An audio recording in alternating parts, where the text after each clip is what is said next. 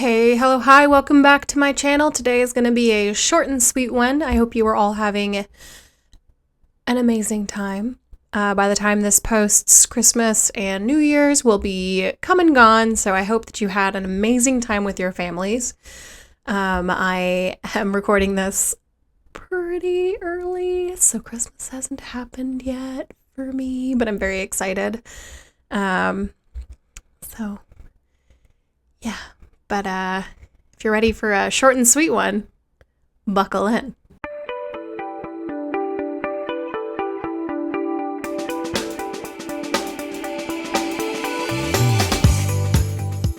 So why was Lenin so critical of Stalin, as well as others, and how did Stalin overcome these criticisms in his eulogy of Lenin?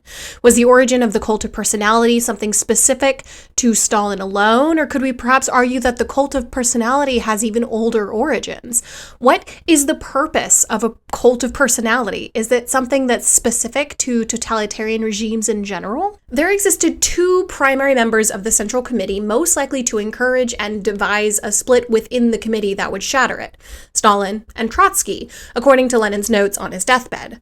Stalin had at that point amassed immense power, and his predilection for rash judgment was likely to drive the country into the ground, at least according to Lenin.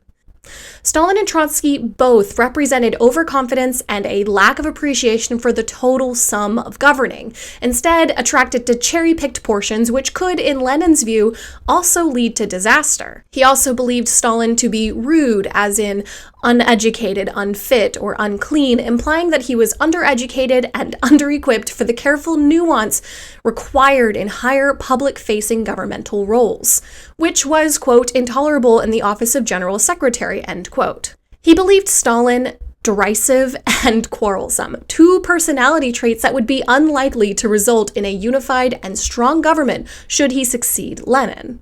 In addition to controlling the dissemination of Lenin's letter to the members of Congress, Stalin delivered a speech to ensure Lenin's criticisms were either unknown or otherwise refuted.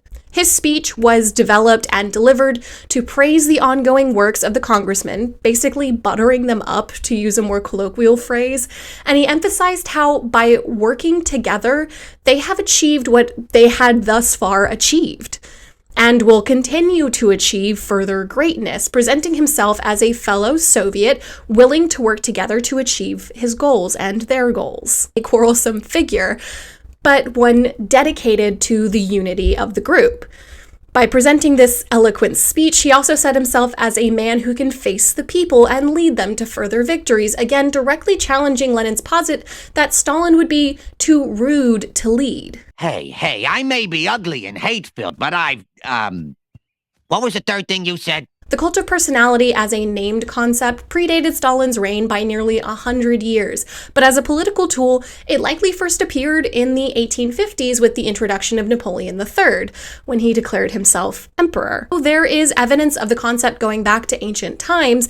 Other than the non-political variant popularized in the early 19th century, it generally appears to have been inextricably tied to some variation of totalitarianism or dynasticism, or something of that sort, and in all cases, the leader is presented as charismatic, capable, stronger than any other in political prowess, and generally involves some variation of iconography of the leader in question, such as the framed photos of Stalin that were placed in every workplace and home. There are other more modern versions of that as well. In addition to the iconography, there is also carefully censored media, such as newspapers, circulars, movies, whatever. And it almost seems necessary to the success, at least the initial success, of any authoritarian or totalitarian regime. Controlling the narrative is integral to discouraging uprisings that could topple the likely rickety pedestal that the given personality leader is based upon. And because of his careful curation of what was going to be available to the public, as well as presenting himself as this very eloquent and capable leader, Stalin was able to overcome the criticisms that were being lobbed at him by his predecessor, Lenin, and instill himself as an authority figure. And so therefore it is not terribly strange to see exactly how he rose himself to the big brother imagery that we all think of today whenever we think back on Stalin. I recognize that was a weak ending, but you know what?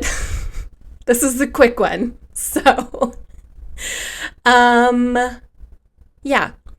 So thank you guys for joining me on this one today. I'm sorry it's not quite as polished as it usually is. It's just, I am so dang busy. And if you have noticed, the quality of my voice is not amazing. I am dealing with some sinus stuff because that is what happens when it's winter. Anyway, I hope you guys all had fun. I had fun with this one. Short and sweet and to the point. I hope you all are all having a wonderful day. After this video is over, there's going to be some suggestions for you made by YouTube on my little card thing. One of them is going to link you to all of my other video essays that I have posted, and then the other suggestion is going to be something that the algorithm thinks is appropriate for you. So if you decide to stick around, that's awesome. Maybe consider subscribing. If you liked this video, please leave a like. Please continue the discussion in the comments if you have any thoughts on this subject. I would love to hear them.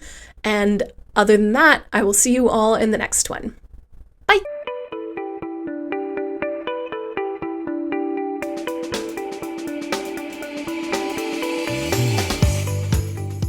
Do I need to be liked? Absolutely not. I like to be liked.